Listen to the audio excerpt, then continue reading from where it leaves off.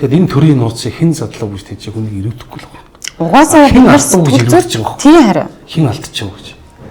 Яаж алдав гэж тэр нөхдүүдийн шоронд хийж байгаа. Тэгээ манайд яагаад тэгсэнгүү?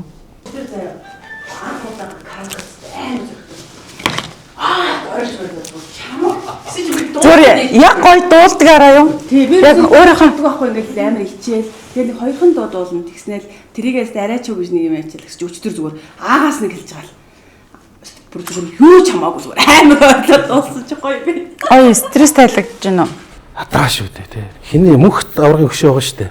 Амар гоё. Гол маань чи яг ингэж байгаа юм байгаа байхгүй. Тэг ингэж дууссан биш. Гууж байгаа биш. Яг ингэж дэлж эхэлж байгаа юм байгаа байхгүй. Яг гоё. Эзэгнж байгаа. Тэр шиг ингэж нэг юм яруул баймар санагдсан. Надад бол нэг юм пөнөрөл санагдсан шүү. Гайхамшигтай нийтлэл болсон шүү дээ. Их зэгсдүүлж дээ тий. Йоо яаж бичвэ. Ер нь тэр мань хүний тэр нийтлэлийн номыг уншихад нийтлэлийг бол гүргийг бол амар чдэг юм бол шүү дээ. Бурхан тэнгэр минь тэр балетчдын тухайн мухаас ямар гоё бичлээ. Тэр ингээд бүр уншигдах биш үзэгдэж байгаа зү. Зүгээр ингээд яриад өгчтэй тиймээс тий. Нүдэн тарагдтал тий. Тэргээр өөхөд бол өстэй амар юм биш. За хэдүүлээ эхлэх үү? За.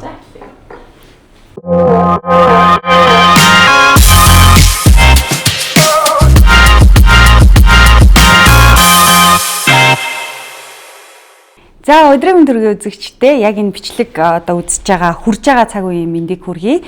За өнөөдөр бол хэвлэл эрхчлөөний өдөр байна. Тэгээд энэ сэдвийн хүрээнд өнөөдөр завсарлага подкаст ярилцах болно. За өнөө минь сайтын эрхлэгч Мөхтөл маань бас ирсэн байна. За өнөөдрийн зочдоор улсын хурлын гишүүн Алтан Гэрэл, за Зариг цэгийн минь сайтын эрхлэгч Өнөр цэцэгч маань ирсэн байна. Тэгээд бүгдэнд нь өдрийн төргий. Баярлалаа.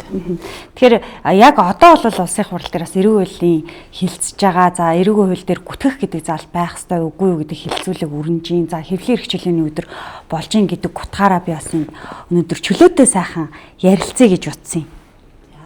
За чөлөөтэй яриарай.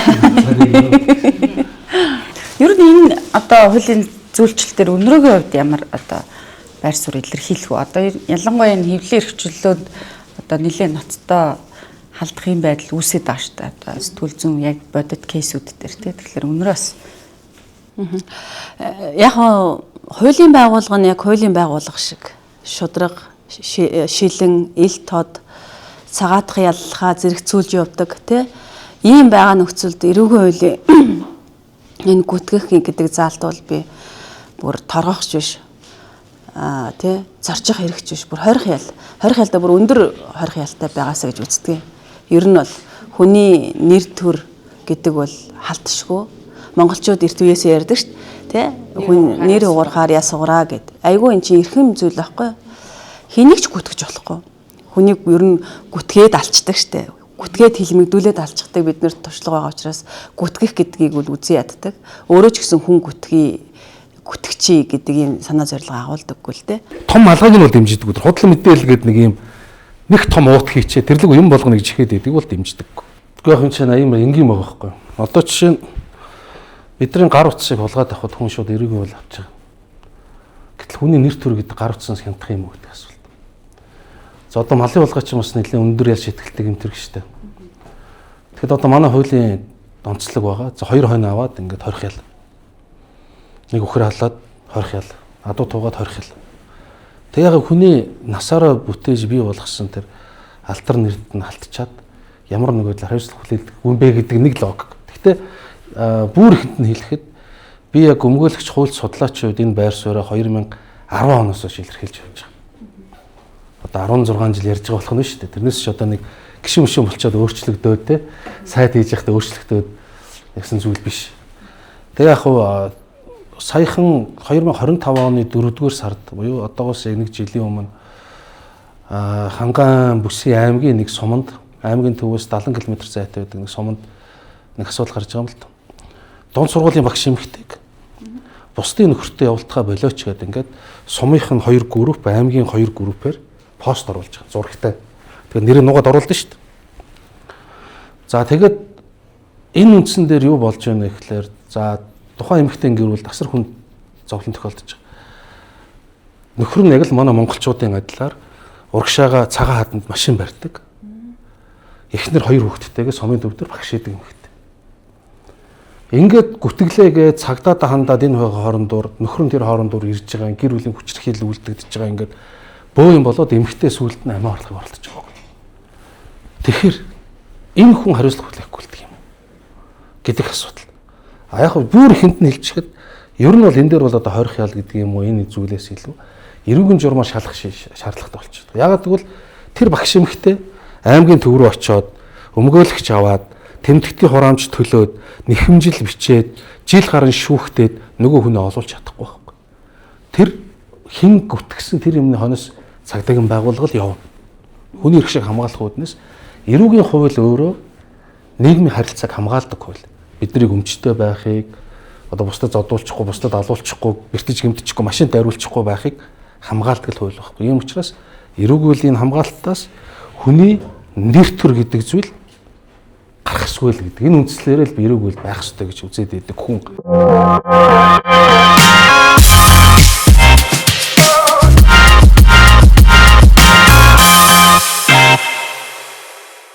Өмнө нь манай улс төрчид нар чинь нэг сэтгүүл шулгааг нийцлээ тавихаар нэг ичээд болдог гэсэн. За болохгүй байна гэж тохио авдаг гэсэн. Одоо бол ичлэгдэхээр зэрэг яадаг гэж шоронд хариулнаа. Ахаад одоо тэр бумаар нь хулгайлдаг гэсэн сая доллараар нь хулгайлнаа. Эсвэл замаасаа зайлуулах. Энэ хэрэгсэл болцсон байхгүй. Тэгээ хамгийн ихэнд нь энэ эрэг үеийн 13, 14 гэдэг энэ зүйлээр бамбайлж байна. Одоо ерөөхдөө ингэ тийм билээ л дээ. Би нөгөө аргыг мэддэггүй байсан. Өөрөө ингэ туулж яваад ингэ учир жанц ингэ олж байгаа юм. Над дээр одоо илт худлаа мэдээ гэд хин гомдол оруулаа. Ж2 илүү дээ. Гомдол гаргасан юм. Тэгээ би чинь хэрэг бүртгэлийн хэрэг нээгдчих тийм ээ шүү дээ. Тэгэхэд чинь нэг гомдол гаргахаар ингээ нэг хэрэг бүртгэлийн нэг юм дугаар нээгддэг юм байна. Одоо бичгийн цаасны ихэн. Өөрөөр хэлбэл тэр дээр ямар нэг үйл ажиллагаа явуулах эрхээ байцаагч олж авч ийн гэсэн үг.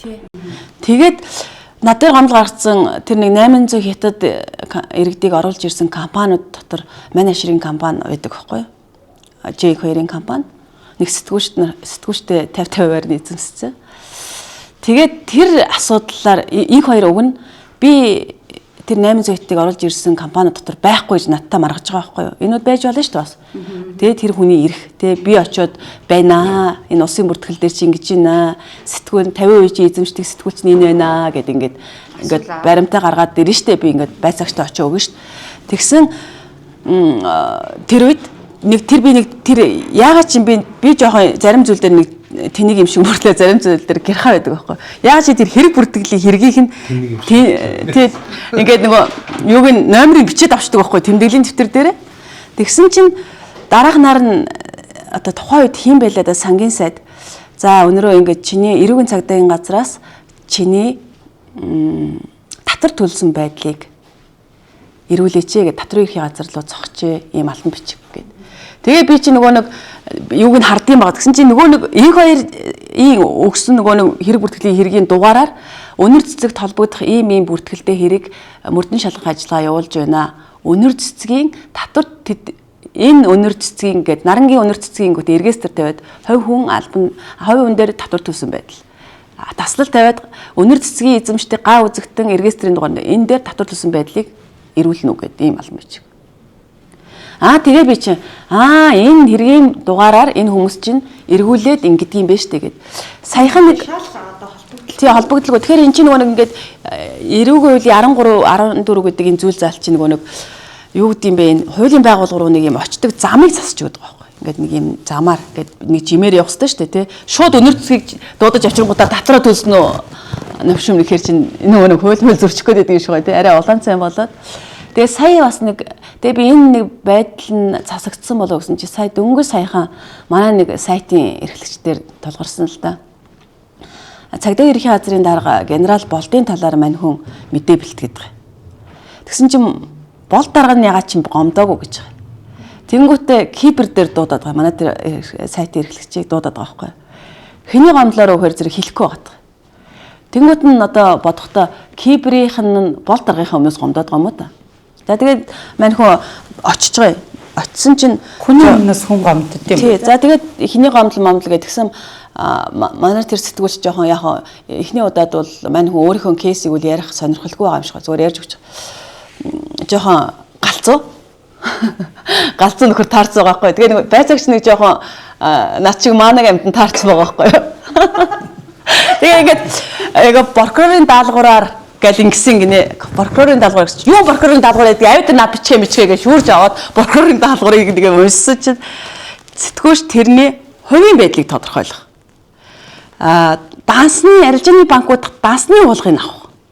Татвар төлсөн байдлыг тогтоох гэдэг ийм 3 даалгавар бичсэн байж. Тэр одоо яг үүндээ болдаргын нэр хүндэд талцсан асуудал дээр тэр тухайн сэтгүүлчин тэр юу яг ямар хамаатай? Юу ямар хамаатай юу? Тэ? Хамаатай юм уу?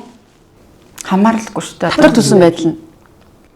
Өдөр гомдолтой бол ямар ч хамааралгүй. Харин яг ийм байдлаар ингэж үзээд байгаа учраас яг яах вэ? Манайх ингээд ийм жоохон аимхаалтай манай сэтгүүлч нар ингээд өөртөө ингээд уг нь бол энийг ингээд одоо манайх чи 5,000 сэтгүүлчтэй үстэй тий. Хуулийн байгууллагад явж байгаа хүмүүс ингээд бүгдөө л мэдэрч байгаа. Тэгээд нэг юм чив чимээгүй ингээд ингэчүүл бүр чангалж байгаа мангалж байгаа гэдэг. Ийм байдлууд байгаа учраас би одоо аргаа барсан үүднээс дүгнэж хэлэхэд энэ 13-14 гэдэг ер нь эрүүгийн хуульд сэтгүүлч нарын энэ хэвлэл нийтлэг хэрэгчлөөтэй холбоотой нэгц залтыг бити байлгаасан. Яг нь цаг сайжиртал.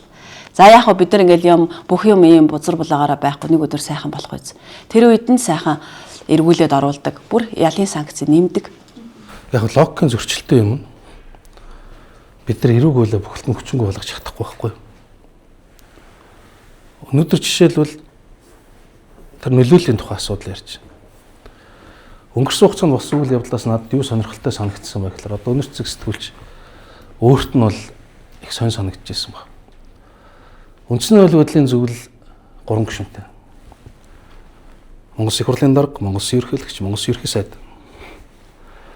Үндсэн хууль бодлын зөвлөлийн 2 гишүүн гараад олон нийтийн мэдээлэл иргэслэр өнөр цэцгийн асуудлаар бид нар яриад. Тэгээ хэргийг яах вэ их үгээд ингээд үгүй яаж байгаа те. Энэ бүх шийдвэр чинь шүүх танхимд зөвлөлдөх тасалгаанд гардаг хуультай юм. Бүр нотлох баримтанд ганцаараач байсан шүүгч зөвлөлднө гэдэг нэг тасалгаар ороод тэр нөгөө шийдвэр гаргаж байгаа үйл явцыг зөвлөлдөх гэж нэрлэдэг байхгүй. Бид 3 хэрэгээ шийднэг бол ороо зөвлөлдөнө. Би ганцаараа хэрэг шийдэжсэн ч гэсэн заа шүүгөр завсарлаа. Зөвлөлдлөө гэд зөвлөх танхим руугаа ороод үндслүүдэд хараад тэнд өөрийнхөө үз сурсан болоод Монгол Улсын хувь тогтоомж юуг заасны дагуу шийдвэр гаргах хэрэгтэй байхгүй. Гэтэл одоо тэнд асуудал ярьж байна гэж үгс үг. Одоо яг юм юунууд ярьчлаа шүү дээ. Тэр чинь тодорхой албан тушаал хасж ирсэн хүмүүстэй Дашцэвгийн амар хязгалан Улсын хурлын дарга байсан. Ерхий сайдаас нь лавсан намсраа оюун эрдэнэ ярьж шít. Тэгэхээр энэ хэнийгч юунд ч хамаагүй холбогдуулж шалгаж болдог энэ системээ бид нар өөрчлөх ёстой юм аа. Нэг хэрэгний үйл эзний алдна гэдэг шиг тийм. Энэ асуудал биш байхгүй. Сэтгүүлчтэй асуудал биш. Ингээд ямар нэг юмар шалгаж байгаад ингээд дамжаад нэг юм дээр шалгаж байгаа дараагийнхыг олно гэдэг л байхгүй ч болохгүй шүү дээ энэ чинь. Тэгэхээр эний чинь одоо яадгүй гэхээр процесс буюу ингээд нэг бүрчлэн үйлдэлийг юу хийх вэ гэдгийг зааж өгсөн хим хэмжээл гэж үздэг. Манайд энэ байхгүйгээс болоод жишээлбэл миний нөгөө яриад байдаг авилгачин энэ олон дарга нар ус төрч чинь баян байна гэдэг байхгүй. Эдгээр чи шалгах нэг алхам нь байхгүй. Учираас энийг боловсронгуй болгыг орилоод гэдэг юм дэр. Тэмээ нөгөө баян хилдэг авилгахтаа уриал оозонгоор илтгэлээр презентацаар гоё юм нэмцэхгүй. Хуулиа сайжруул гэдэг юм. Хэнийг ч юугаарч холбогдуулж шалгаж болно. Энэ өөр аюул байгаа доктор 13-14-т биш. Одоо жишээлбэл яг ял шийтгэл авсан шүүхийн зохисон юм дотор чинь 13-14 чи өөрөө 20 хялын санкц. Цагдаа оргиж ирсэн тийм. Цагдаа орохыг 13-14-оор хорж болохгүй. Тэгэхээр цагдаа хорж болдог. Шитгэж болдог. Энэ зүйл ангийн юм гарах нь шүү дээ. Тэгэхээр том аюул маань хаана байна гэж бид нар харах хэрэгтэй гэхээр сая яг утга санааны үед бол давхсаж байна өнөр зүг дээр. Утга санааны үед бид нар хэнийгч одоо эрүүдэн шүүх гэж үг байгаа шүү дээ. Энийг яг хүмүүс ингээд нөгөө бүр хуучныхаар ингээд эрүүдэж ойлгоод ишин эрүү гэдэг шиг орчин үеийн эрүүдэн шүүлтүүд гараад байгаа. Энийг бол ингээд ямар нэг байдлаар өөрт нь холбогдлогүй юм нь тэр нэг механизмд оруулаад эргүүлж байгаа жижигнээс том хүртэл бүх үйлдэлийг эрүүдэн шүүх гэдэг байгаа байхгүй. Ядчил байцааж байгаа л байцаагч нь байцааж байгаа л доромжилж харьцахтал энэ эрүүдэн шүүлдэг байхгүй. Энд чинь эрүүдэн шүүлтийн бүхий л хэлбэрт орж байгаа нөөс баталсан. Тэгэхээр бид нар энийг эрүүдэн шүүж болдог, хүнийг мөрдөж болдог энэ системд улс төрийн оролцоог л яаж байхгүй болох вэ гэдэг том асуудал болж байна. А тэгмэд одоо яадгүй гэхээр ингээд тэр 13 14 гэдэг юмыг өмнө барьчаад зарим улс төрчид нь ингээд сэтгүүлч нарт таалагдахын тулд гэдэг юм мэдхгүй.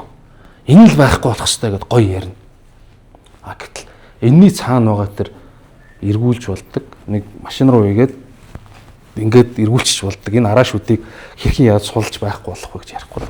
Одоо сая жишээлбэл энэ үндэсний аюулгүй байдлын зөвлөлийн одоо гишүүн байсан хоёр ч одоо том улс төрч ингээд телевизээр ингээд хэрэг ярьж штт те. Гэхдээ тэр нь хууль бус ч гэдэг юм одоо юу гэдгийг үндэсний аюулгүй байдлын зөвлөлийн хилцэх ёстой асуудал биш бөгөөд шүүхтэр шийдэгдэх ёстой хэргийг тэнд ингээд наймалцсан юм шиг ийм зүйл ярьж байгаа тохиолдолд яах вэ гэдэг хуулийн залт байгаа юм байна. Одоо яах вэ?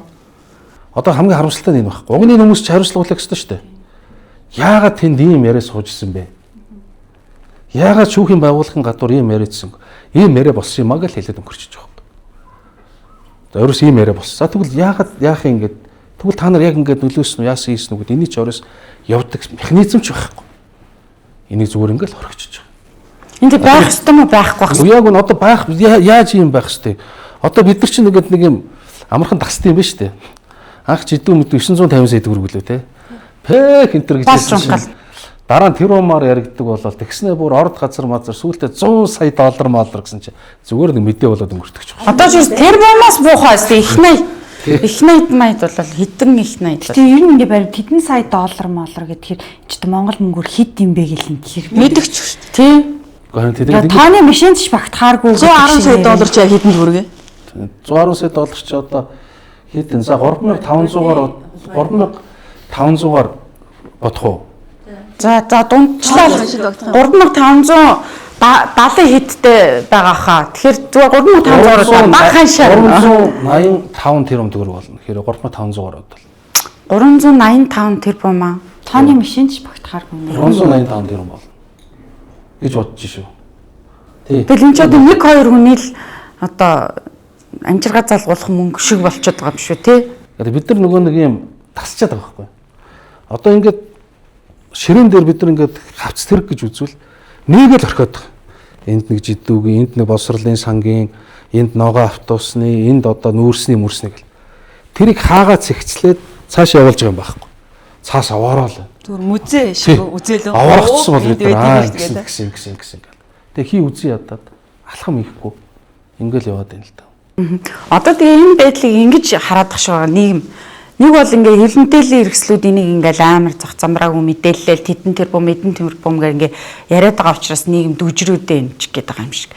Тэгэхээр энэ сэтгүүл зүйн үүргийг гүйцэтгээд мэдээлэлээд байгаа мó эсвэл энэ нь одоо хэрэгүүд шийдэгдэхгүй ингээл зүгээр дурдагдаал ингээл яригдаал түүх болоод те нэг юм хуудас шиг эргээд яваад ах хэвээр юм уу гэл ингэж ер нь зүгээр Монголд хэвлэлийн эрхчлөө сэтгүүл зүйн мэргэжлийн үйл ажиллагаа явуулахын эрхчлөө хангалттай байгаа хэсэг төр та хоёр ямар байр суурьтай яах ёстой вэ гэдэг төр ингэж бодохоор гэхдээ яг үнийг хэлэхэд ийм айцтай байгаа.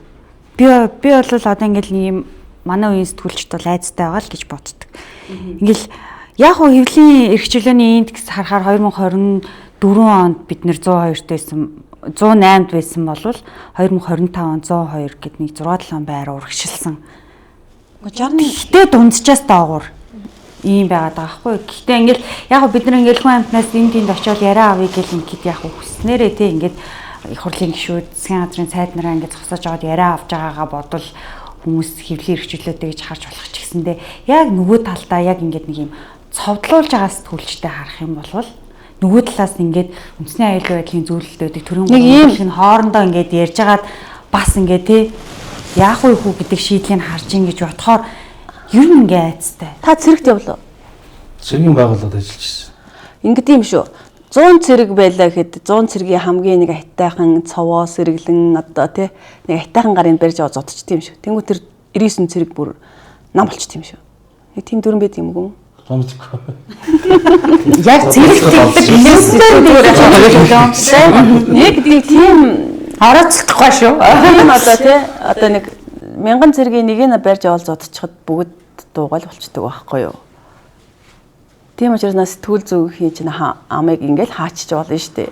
Гэдэг ийм юм явсан байхыг үгүйсэхгүй шүү дээ. Ер нь яг манайхан тэрийг мэдэхгүй нөгөө зарим нь бол тий хохин өстэй давраад исэн юм эсэгээ. Тэгээд энэ бол зүгээр өнөөдөр өнөр цэцгийн асуудал маргааш өөрийнх нь л асуудал байсан. Тийм учраас одоо ууна хэлж штэ бүгд айцтай болсон гэдэг. Дээр бас ордонд сэтгүүлч хэлж байсан шүү дээ. 90 сурвалжлагаар айгүй сайн явдаг манай болортой гэж сэтгүүлч. Өнөрөгчөөс хойш айдаг болцсон шүү дээ. Хэлж хэлсэн шүү дээ. Ер нь сонсохоор амар баяр байхгүй юу? Энд чинь туулжиж нөгөө туулжиж бүр илүү амар ямар хэцүү байсан бэ гэдгийг нь. Одоо энийг манай сэтгүүлч нар ярих хэрэгтэй байхгүй яг энэ хэвлэлийн эрхчлөө гэдэг энэ өдрөө бол бүгдөө дуурч чадахгүй байгаа гэдгийг хэлэх хэрэгтэй. Сэтгүүлчт нь бид нарт гэхдээ мэдээж сайнтай муутай олон юмнууд байгаа. Тэрийг бид нар хоорондоо яриад сайжраад ер нь Монголд чинь одоо би ингээд нэг зүйлийг олж харчаад байгаа шүү дээ. Нам гэж байдаг юм билээ шүү дээ. Нам байхгүй. Одоо ингээд хэдийгээр ингээд харж байгаа шүү дээ тий. Зүгээр эрх ашиг нэгдсэн одоо бүлэглэл гэж байгаа гэж юу? Бүлэглэл гэж нэг ярихаа нэг амар сонин хүмүүс бүлэглэл гэж ярьсаар байгаа. Энэний үгний үнцийг нэг унгацсан байхгүй. Зүгээр л эрх ашигаар нэгдсэн том корпорациудын нэгдэл. Нөгөө талд нь өөр корпорациуд, өөр компаниудын нэгдэл гэдэг юм байдгийн бэ. Одоо ингээд олон жил сэтгүүлчээр ажиллаад явсны үз. За түрүүнд би нэг юм санаж байгаа дээр хэлье гэж утсан чи сая толгойд ороод ирлээ. Бид нэг ингээд авилгын нөхцөл байдлын хувьд хамгийн аюултай зэг дээр ирсэн байгаа байхгүй юу? Би нэг хаана нэлээ нэг зүйл уншиж ирсэн. Авилгатай тэмцэх нь бол сайн жишээ. За авилгатай эвлэрэх юм бол тэгээд эвлэрэх авилгад тасах. Олон нийт нь ингээд авилгад тасах юм бол тэгээд тэр ерөөсөө тэмцэл ерөөсөө цаашаа үргэлжлэхгүй гинэ. Тэгэхээр бид нар ингээд хамгийн муу юм зэг дээр ирсэн. Тасцсан. Тэгээд одоо бид хэд чинь 110 сая доллар нүүрсний хулгай гэл ярихад 110 сая доллар гэдэг амнаасаа гаргаж байгаа тэрнийхээ үн цэнийг мэдэхгүй байгаа байхгүй. Тэ? Энэ чинь төсөлж чадахгүй. Одоо 380 тэрбум гэсэн чи юу вэ? Бараг за бараг 200 цэцэрлэг сургууль барих мөнгө юм биш үү? Тэ? Ингээд бодохоор тийм үү? Тэгэхээр зэрэг ингээд эн чинь өөр амар том хулгай юм биш үү? Яг ингээд сая доллар гэдэг яг үндэ би 1 сая доллар нь хийдий чи мэдэхгүй байхгүй юу? Доллар хэдтэй байгаа юм тэгээд нөгөө төгрөгөөл бид чинь нэг цалин юу гэдэг нэг ийм юмдаа л эргэлдэж байгаа шүү дээ. Бид нэр одоо бид тухайлбал 20 хүний ажлын байраар хангадаг ийм сэтгүүлчний хувьд бол надад тийм баримжаа байхгүй юу? Тэр шиг нийт одоо иргэд цалингаа аваад амьдарч байгаа хүмүүсийн хувьд бол нэг 700 мянган төгрөг, сая төгрөг те 2 сая төгрөг гэдэгтэй эргэлдэж байгаа байхгүй. Би бол нэг за нэг манай сарын цалин нэг 18 сая 20 сая болдог байхгүй. Тэгэхээр нэг 20 сая 100 сая гэдэг ийм тоог хэлж чадаад байгаа байхгүй те. Тэгээ ийм байдлаар ингээд бид нөгөө нэг энэ эцсийн хэсэг нь за алтан гэрэлгч үнээр ярьжсэн. Эцсийн хэсэг нь гинэ. За ингэж эцсийн хэсэг гэдэг амар ингээд тасарцсан те. Ингээд нөгөө нэг идэгцэн хэсэг нь бүр тийм уулных. Ингээд энэ хоёрын нөгөө нэг тэнгэр газар шиг юм зөрүүтэй болсон учраас бид хэдий энэ дунд огтлцдаг энэ нөгөө нэг одоо дундаж тий давхарга дундаж давхарга нь ингээ байх болсон учраас ингээд нөгөө сая доллар гэхээр уулныхан бид нарт нөгөө баримжаагүй санагдаад тий нөгөө идэж уудаг нөгөө хэсэг нь тасарсан учраас тэр бөмбөөр баг санагдаад идэг болсон байгаа юм. Тэгээ өнөөдөр нийгмээс харахаар тэгээ жоохон аюултай л да. За түрүүнд нөгөө миний нөгөө нэг жишээ нэг ярьсан шүү дээ. Би тэрэн дээр юм ярьчих уу. Тий Оюун эрдэнэ ерхий сайд улсын хурлын дарга амар баясгалаа хоёулаа нэг зүйлийг ярьдаг тий. Хоёулаа. За ингээд Содбаатар, Жээнх хоёр тогтох сүрэн за амар баясгалаа оюун эрдэнэ байсан байгаагүй л ярьдаг. За ингээд 6-7 хүний тойр сууж байснаа л тий ингээд 6-7 хүнгээ сууж байснаа л за өнөр цэцгийг ялнаа хэдэн жил өгөх үү? Тэгвэл бүр хэдэн жил өгчөөч. Тэгвэл зүгээр юм шүүгээ ярьцсан тий. Тэгээд ярьцсан. Би тэрийг хоёр талаас нь би нөгөө их сурвалж хүрээнд би ер нь одоо миний тухай яриад хар чин зэрэг би чи өөрөө сонирхт юм баас. Тэгээд ер нь энэ уулзалт хэдэн удаагийн уулзалт болсон юм. Хэн байсан? Яг хинэн юу ярьсыг тодруулал уулзалт болсон гэдгийг хоёр тал хоёулаа хэлж байна. За Содбаатар байсан гэж ярьдаг тий би нүдийн орхич. Уулзалт болсон гэдгийг хоёр талаас хэлж байна. Гэхдээ уулзалтан дээр ингэж байна. Нэг нь 5 жил гэж хэлсэн шүү дээ. Гэхдээ нэг нь бүр 5-8 жил үг гэж хэлсэн шүү дээ. Тэр хэлсэн үг нь ингээд би энэ л өгч хэд байна. Ер нь уулзалт болсон гэдэг чи өөрөө маш болохгүй үзэгдэл байхгүй тий. Одоо түрүүнд алтан гэрэл гүшүү хэллээ шүү дээ. Мөрдөгч нэгэ мөрдөөд намайг тэгээ нотлоод прокурор нь хянаад энэ ийм гинт хэрэг ингээд зайлшгүй бүр хөдөлшгүй баримтаар хүнийг яллна гэж заасан ба шүү. Шүүгч нь бүр ингээд ялцсан байна. Бүр үйл баримтын тогтоогоод бүр энэ гинт хэрэг төгссөн байна уу, төгсөөгүй байна уу, завдсан байна уу, завдаагүй байна уу, үйлдэгдсэн байна уу, гүй байна уу гэдгийг бүр хэв шинжийн тогтоогоо тийм үү. Тэгээд тохирсон ялыг нь өгөх ёстой шүү дээ. Тэгээд би ингээ гинт хэрэг гэсэн бол бүр нийтэд одоо би чи нөгөө нэг аюу тийм одоо нөлөө бүхий сэтгүүлч гэж хэлэхдэх байх яагаад ч. Тэгээ энэ нөлөө бүхий сэтгүүлч нь бүр ингээ тулгаа ийдсэн байж тээ хардаа гэд намайг бүр ичээгээд шүүх хурлаа бүр ил хийгээд ингээ явах хэрэгтэй байхгүй тий. Тэгсэн чи ингээ тэдэн ус төрчт ингээ тойр сууж ирсэн шүүх прокурор цагдаагийнхаа өмнөөс яллаад ингээ сууж ийн гэдэг бол энэ улсад ямар улс юм бэ? Яг энэ ямар засаглалтай улс юм бэ гэдэг эргэлзэхэд хүрэж байгаа. Энэ тэгээ нэг жоохон одоо яг манай иргэд бол жоохон ойлгож хүчрэхгүй байж магадгүй. Яг юм боддог, мэддэг, уншдаг, судалдаг, бас энэ тусгаар тогтнол эрх чөлөөгөө хайрладаг, дээдэлдэг энэ хүмүүс бол бас нэгийг бодоосоо гэж би бодоод энэ зүйлийг ярьж байгаа юм л та. Тэгээ ер нь бол ийм байж болохгүй. За тэгээд би одоо ингээд үйл явцуудыг ингээл одоо л бодохтойгоо болж байна ер нь. За би чи ингээ хоригдлоо нөгөө нэг хэдийн хэргийг араас гарах гад өдрөө болгоо нөгөө би ч одоо миний бичдэг нь ерөөсөө нөгөө эрүүгийн хуулийг хараад ерөөсөө бүх ялаа нэмэл бүх тэр нэг зүйл ангууд надад заасан байгаа шүү дээ. За ингээд ялын нэмэн. За ингээд ажил хийх хоногоо бодно тий. Ингээд за би чинь нөгөө нэг 10 хоног авдаг байхгүй юу? Сайн ажил хийх юм бол ямар ч зөрчил гарахгүй сайн ажил хийх юм бол нэг сар хоригдохынхаа 10 хоногийг авна гэж тэгдэг. Би одоо тэр чи 20-аа ингээд чи очисон чи 10 хоног хасуулна. За тэгээд би чинь Улиралд нэг сар байхгүй. тий. За тэгээд очиод ингээд би чи ажил төрлөө бодож байгаа юм чи одоо хоригдсан амтэн чи ажил төрлөө бодно сте. Бүр эвлэрч эвлэрэхгүй яах юм бэ? Би одоо энийг ингээ одоо би яг ялаа идлээд гарал гэж ялаа идлээд гарч ирэхэд чинь би чи одоо энэ 4 сард гарч ирэх байхгүй юу? Миний тэр тооцоололоор би чи ажлын хоног ерөөсөө алдахгүй. Тэгээ бүр гэхдээ тэр ажлын хоногт чинь хөнгөнтэй ажил хийх юм бол 5 хоног хасна. Жог хүндрэлч хамгийн хүнд ажил хийх юм бол 10 хоног хасах байхгүй юу? Тийм залттай байхгүй юу? Тэгээ би чи нөгөө хоригдож очичоод жог муухай юм ярих гэдэг зүгээр.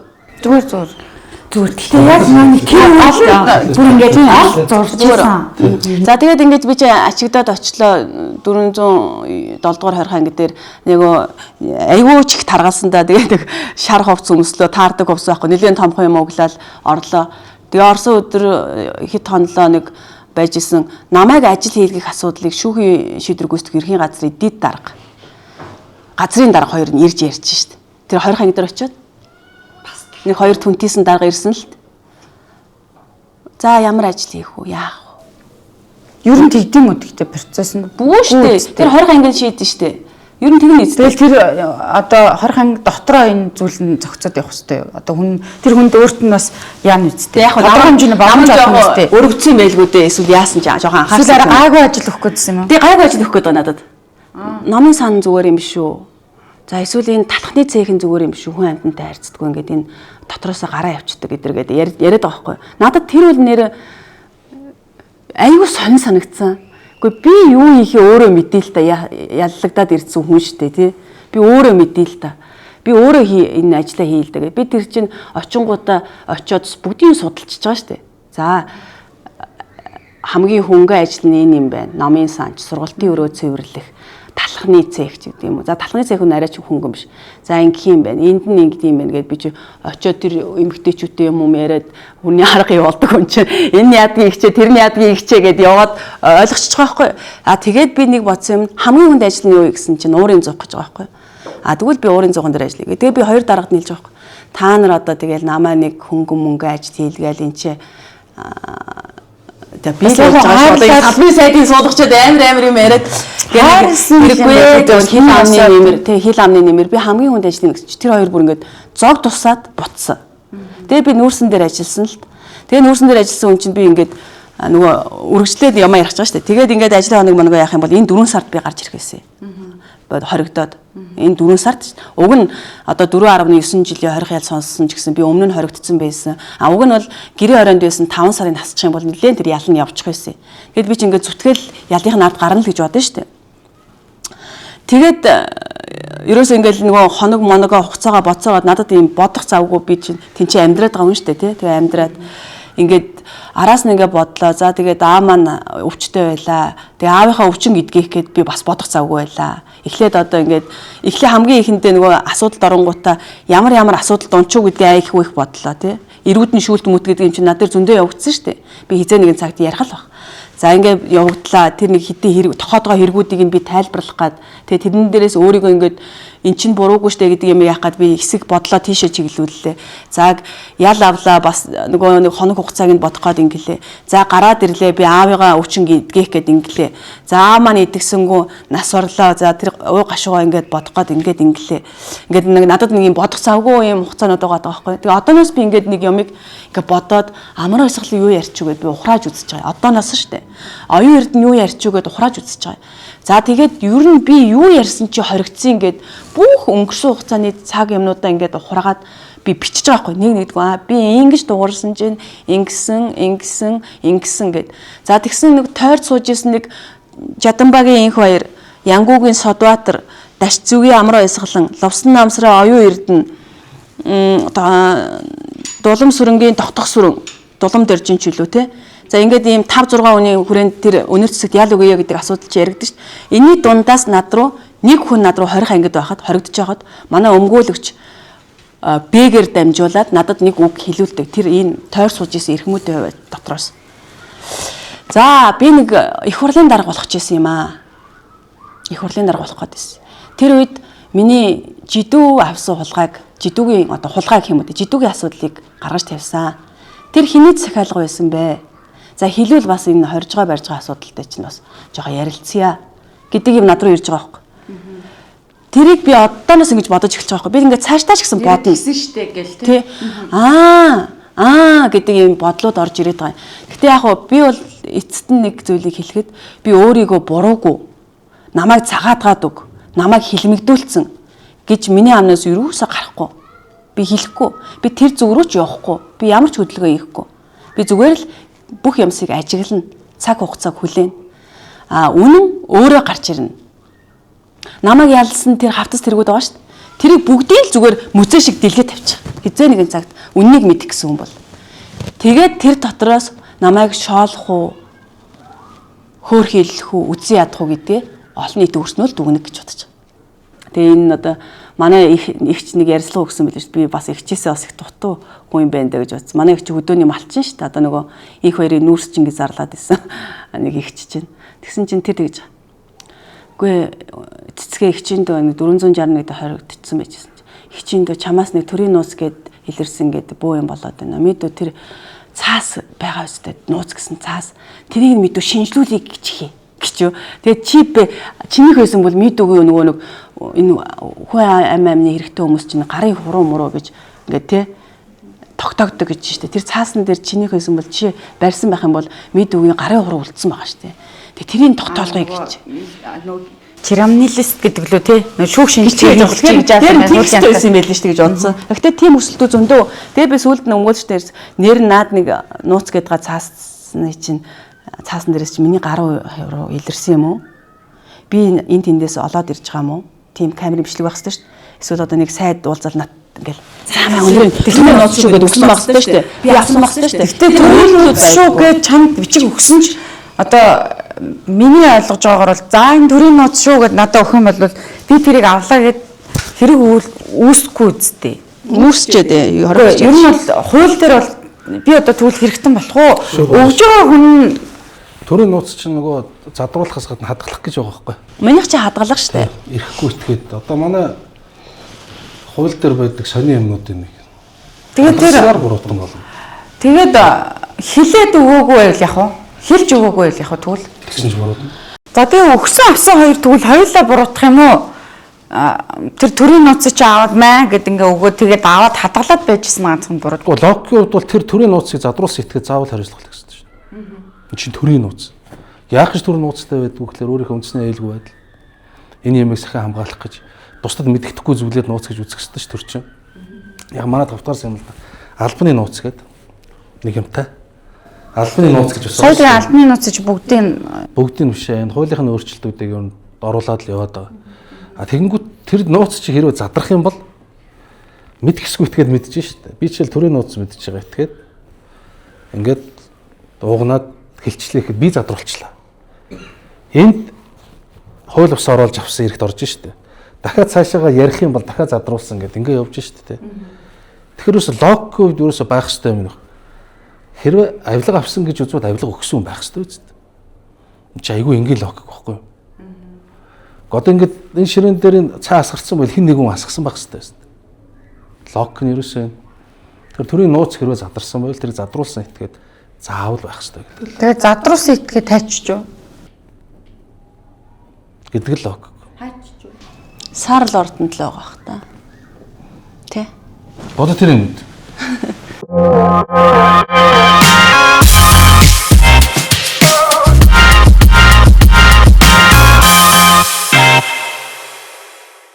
Манайд хууль хэрэгжихгүй байна гэж би хэлэхгүй. Хуваар нь үзвэл асар өндөр хувьтайгаар бид шүүх хуулийн байгууллага ажлаа өмнө шударга хийж байгаа гэж хардаг.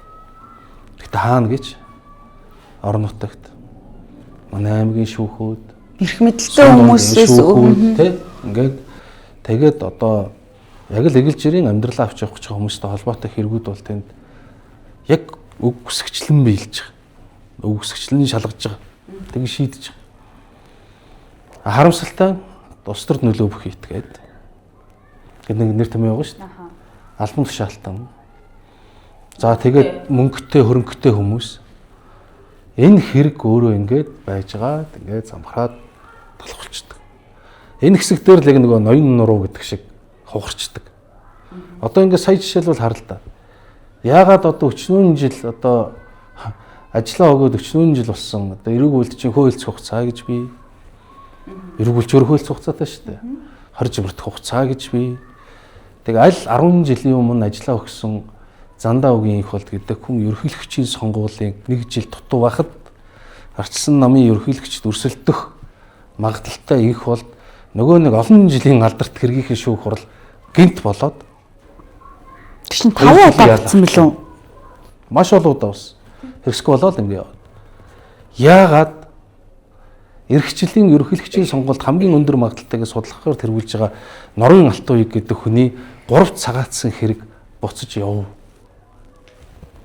Гүн логикгүй ерөөс ойлгомжтой байна шүү дээ. Ерөөсөө тэгэж яг эгэлжирийн асуудлаа шийдвүүлээ явж байгаа. Би өөрөө шүүх танхимд өмгөөлөл хийж ганц удаагаас хүний гаргачих гэсэн гэж шүн зүйлж хонж исэн ийм хүн. Тэр байтугай би өөрөө баригдаж хоригдож явсан хүн шүү дээ. Тэгэхэд тэр залуучууд дээр ингэж олон утаа цагаатаад хэрэгсэхгүй болоод дахиж ингээд юм явдаггүй. За хамгийн сүүлийн дүн авахд өнөөдөр 461 дугаар хорих ингээд 1000 орчим хүн байна гэсэн тоо байна лээ. Энэ их өндөр тоо юм. Сүүлийн жилүүдэд нэг 700-аас 800 байдаг баг. Та одоо 1000 орчлээ гэсэн тийм тоо явж байна л. Тэр бүх залуучууд ч яг ингээд л шийтэгдээл явж. Наадах чинь тэгээ яг саяны энэ өнрөгийн кейстэй холбогдож байгаа юм. Өнрөд болохоор тэр төрийн нууцын тухай хууль дээр одоо хууль зөрчсөн гэдэг ингээд хууль үйлчлээд өчнөө ингээд тий ял шийтгэл өгөөд сүулдэ уучлаад ингээд одоо гаргацсан юм шиг. Гэтэл нөгөө тодорхой хэмжээний хариуцлага хүлээгээд авсан эрх бүхий албан тушаалтан хүн тэр ямар юу ч хариуцлага хүлээхгүй одоо би одоо нэг байгаад байгаа юм шиг ийм нөхцөл байгаа сте. Тэгэхээр энэ хууль алагчлаад тэр хэрэг төвгийн тий их сайн хэдүүлээ бас хэрэг ярьсан юм байна. тий одоо яг ингээд нэг би нэг дүгнэлт хэлчих. Хуульч хүнийг хувьд. Тэгвэл олон нийтэд нээлттэй байгаа мэдээлэл тий олон нийтэд тэгвэл энэ нөгөө энэ өнөрцөг сэтгүүлчээс гадна олон нийт нээлттэй мэдээллүүдийг ингээд шүүхээр би хуульч хүний хувьд лог дүгнэлт хийж шít. Энэ дэр ерөөс айгүй энгийн 2-3 лог юмнууд л ингээд гайхалт төрүүлж байгаа. Нэгдүгürt хууль шүүхийн байгууллага хөндлөнгийн нөлөөгүй шийдвэр гаргаж чадсан юм уу гэдэг дээр түрүүний хэлдэг асар том эргэлзээ үүсэж байгаа. Энэ хүнснээ аюулгүйдлийн зөвлөдөөс хүмүүс ярьж шít. Ягаад эднийг асуухгүй байна? Тэ? Шаардлагатай бол энэ асуудал дээр Монгол улсын парламент ч гэсэн анхаарал хандуулад ер нь яг ийм болсон юм шүүхэд нөлөөлөх юм болж ийн үгүй юу гэдэгт бид нар сонсгол их энэ асуудлыг ярих төвшний асуудлыг нэгдүгürt мөн би нөгөө нээлттэй мэдээлэл дээр ярьж шít. Би процессыг мэдэхгүй учраас. Хоёр дахь юм нь одоо бидний түгээмэл байгаа асуудал тэр ямар нэг байдлаар төрийн нууцтай холбоотой асуудал яригдсан бол яагаад хууль бусаар олж авсан субъект нь энэ хүү юм бол тэрийг дамжуулсан этгээд дамжуулсан ч юм уу холбоотой ихтгэл бай гарах гэдэг чинь лог гэв. Тэр хүмүүс хаана байна? Маш энгийн лог юм асуудал байна. Би ч одоо нөгөө 461-ийн буг хийлээ шүү дээ. За 68 хоног. За ял аваг байхдаа цагдаа өрөөнд нь 68 хонлоо. За би нэг зүйлийг энд бүр айгүй нүүр бардам бил. Би нэг ч удаа эмнэлэг твтээгүй шүү. Бүр нэг ч удаа. Дараагаар нар сонсч ивэл бас болдгий байл шүү гэж хэлбэр. Болоод өнгөрсөн процессуудыг одоо ингээ эргээгээд одоо олж ингээд айгүй юм цэвэр тунгалах, шүүн тунгааж, тэ харьцуулж бодож ингэж үзэж ийн гэж штт тэ. Юун дээрээ алдав, юу болсон байна, хин юу хэллээ гэл ингээл одоо олж ийн дүгнэлт хийх гээл оролдоол бүх юмаа ингээл чеклж ийн гэж штт тэ. Тэгээ энэ донд юу гэдэг зөвхөн за би ерөн зүгээр яг тийм зүйл дээр жоохон болгоомжтой байх хэрэгтэй байна. Энэ дээр эсвэл бившээл сайжрах хэрэгтэй байна гэж өөртөө тийм дүгнэлт хийсэн зүйл нь юу байсан бэ? Яг нэг ийм зүйлүүд дээр одоо юм залуу сэтгүүлч нартай гэдэг ч юм уу. За нэг ийм ямыг бол манайхан сайн одоо юу гэдэг те энийг алдаа болгож болохгүй шүү ч гэдэг юм уу те. Хин нэг нь барьцуулж болохгүй шүү гэдэг. Би бурууга ойлгосон. Ер нь цэргийн албан агч нартай холбоотой асуудлыг хүлээж болохгүй юм байлаа. Юм дээр тийм. Ер нь хэний ч өгөөд өгөх болох юм байлээ. Ер нь яг хавд энэ чинь бол зэвсэг түвшний асуудал учраас тэнд хэний ч өгөөд зодуулж ер нь бол болох юм байлээ. Амнасаа алдаж болох юм байлээ. Тэрийг сэтгүүлж мэдээлж болохгүй юм байлээ. Тэрэн дээр бол үнэхээр одоо ингээд гимссэн. Ер нь бас барьж авч болдог сэдв, барьж авч болдгүй сэдв гэж байдсан юм байна. Дахиад өгөх ам алга одоо зогс гэд маш хүчтэй тийм хилцүүлгийг хийсэн.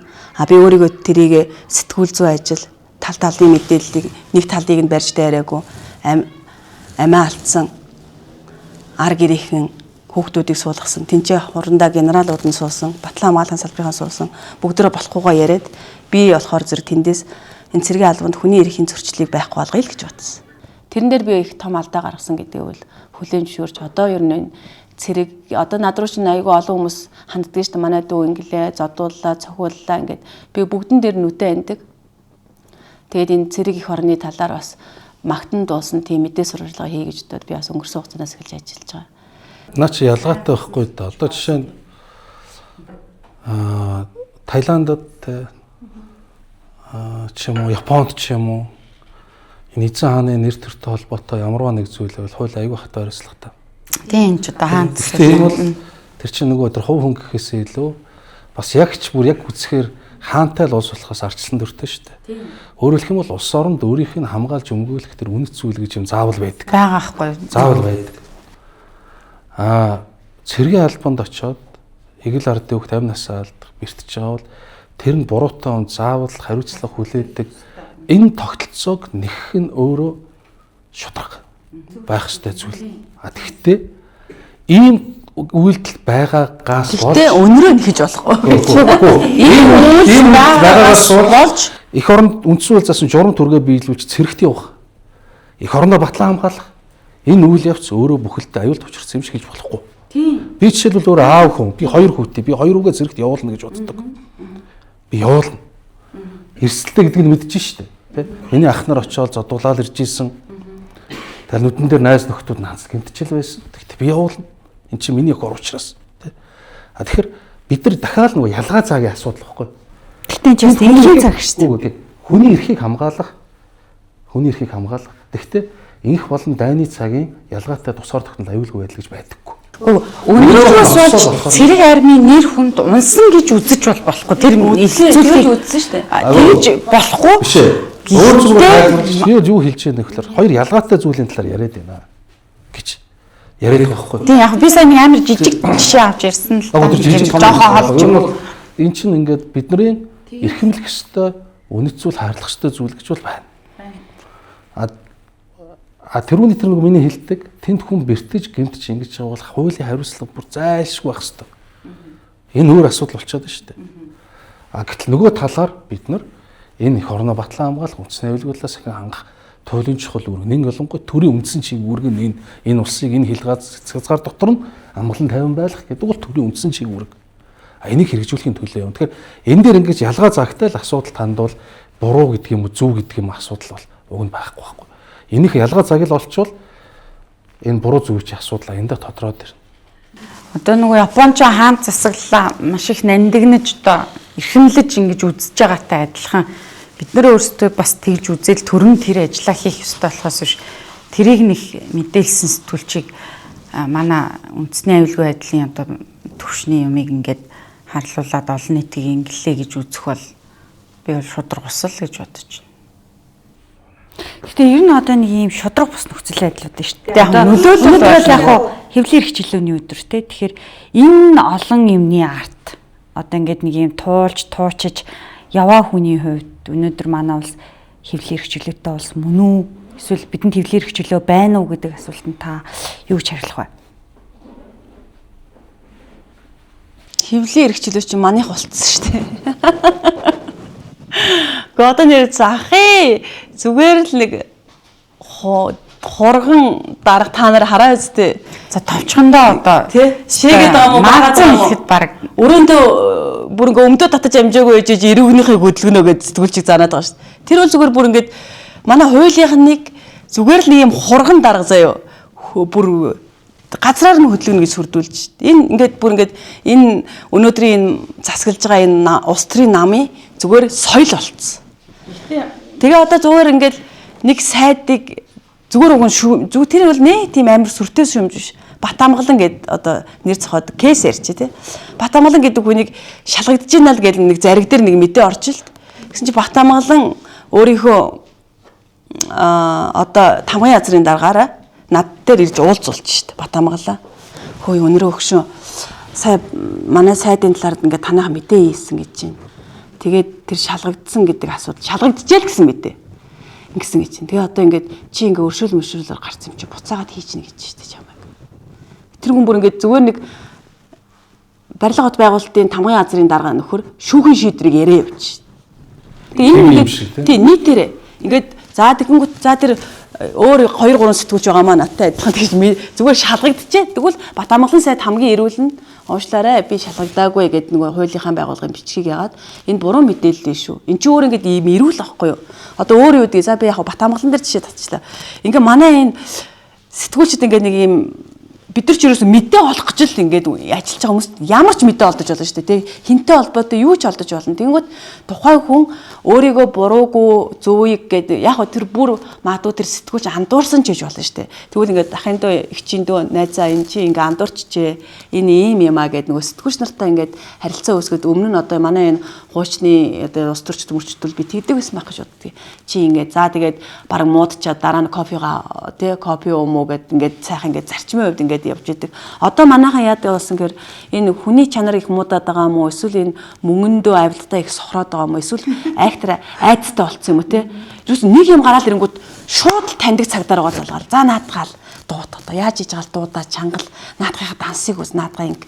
Юус ийм нэг юм ол гэдэг. Тий нэг юм яаж хийж байгаа бол наадгаа тороолт ал одоо хэдэн 100 сая хаягаараа гэдэг гүйлээд гэдэг шиг те. Нэг ийм зүйл болцоо. Тэгээ ийм үед хэвлээ эрхчлөө. Одоо хэвлээ эрхчлөөтэй байсан бол уг нь одоо энэ Эрдэнэтэд юу болоод байна? Олон нийт мэдмээр л байгаа шүү дээ. Ковидор яагаад нэг хүнийг 8 сая төгрөгөөр эмчилсэн? Ийм маскны үн яагаад 20 мянган төгрөг болсон? Иргэд мэдмээр л байгаа шүү дээ. За тэр хаана юу хулгай төрийн эмчийн компаниуд юу хийгдээд байна? Энэ тендерт хэний л компани шалгараад байгаа юм? Тэ? Энэ ярамгаар баригдаад байгаа орон сууцуд хэний мөнгөөр юуны мөнгөөр баригдаад байгаа гэл. Гэхдээ иргэд бол ингээд яагаад тэгээ бид өнөөдөр ядуу байгаад байгаа юм? Яагаад ингээд салхи өсөхгүй байна? Яагаад энэ дарга нар бүр ингээд тасраад байна гэд ингээд яагаад тэгээ яагаад таяа гэж юмар байхгүй ингээд явах гэхээр гişээ гэж бодож байна. Микрофоны араас 20 анги аюулгүй ойрхон болцсон. Тэгэхээр зэрэг би ялах хэвээр болчиход байгаа байхгүй яг үнэндээ. Яг уу манай сэтгүүл зүйн салбарын энэ бүр солиорчжээ гэж бодож магадгүй. Би ялах гэдэг нь би ингээд юунд зөвтэй юунд буруутай байсан ингээд буруутгал зөвтгөлөө ил тод хийлгэх хэрэгтэй болчиход байгаа байхгүй. Тэгэх юм бол манай салбарынхан би ингээ өндийн гэж боддог. Бүгд айхгүй. Өө тэ буруугүй бол болдгол юм билээ шүү дээ. А буруутай бол ингээ дуустдаг юм билээ гэдэг юмдаа урам аваад би нөгөө зарим зүйл дээр ингээ зоригтой байдаг гэдэг чинь тэ өөртөө ихтэй байдал хүнд зориг өгдөг юм бил. Өөрөө гიშгсэн мөр ингээ явж байгаа замаа маш сайн мэддэж ямар нэгэн асуудал байхгүй гэдгийг мэдж байгаа учраас хүн зоригтой байдаг байхгүй айдсгүй ямар нэгэн ийм одоо тий бүлдэггүй одоо эмэгтэй хүн дээр бүлдэггүй гэхээр өөр юу хэлдэг юм. Барьцаагүй. Эмэгтэй хүн дээр бүлдэггүй гэсэн юу За уучлаарай гүшүүнэ. За ингээд эмэгтэй хүн дээр барьцааг ийм учраас ингээд ийм зориг төрдөг. Тийм учраас би өнөөдөр салбарынхныгаа зоригтой бай. Айцгүй юм бол зоригтой бай. Үнний үнцийн өдөр ирэх тусам үсдгийг би өөрөөрөө харуулна. Үнний үн өдөр ирэх тусам үсдэг. Одоо ингээд би нэг үг бодож олсон. Зээлийн аппликейшны хүн ингээд өдөр үсдэг штэ. Тэр шиг үнний үнц нь ингэж өснө. Тийм учраас зоригтой бай. Иргэдийн мэдрэхийн төлөө яв. Нэгнийгээ дэмж таалагддгүй бол дотроо ярилцаад чи өнөрөө ингэдэг. Гэхдээ чи эн чин зүгээр гэдэг нээлттэй ил тод энэ нэгдэлтэй бай бүгдээрээ. Тэгээд энэ хідэн улс төрчийн эсрэг байхгүй бол Монголд сөрөг хүчин гэж байхгүй. Ардчилсан нам сөрөг хүчин биш. Ардчилсан нам Монгол ардын намыг ханиад нам гişүнэ ажиж. Ардчилсан нам бүр хэвтэрт орчдөг шүү дээ. Хідэн хэсэг хуваагдаад. Ийм ардчилсан нам сөрөг хүчин шиг байгаагүй улмаас хин ч хамаагүй ял аваад байгаа дуурсан.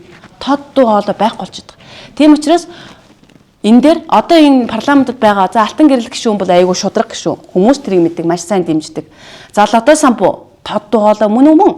Мөнх баясгалан мөн үү? Ингээд ийм цөөхөн зүрх сэтгэлтэй эн чинь болохгүй штэ гэдэг хүмүүсийн л нэгдэл дээр энэ ардчилсан бол айн бөхтэй одоо ингээд явж байгаа тий.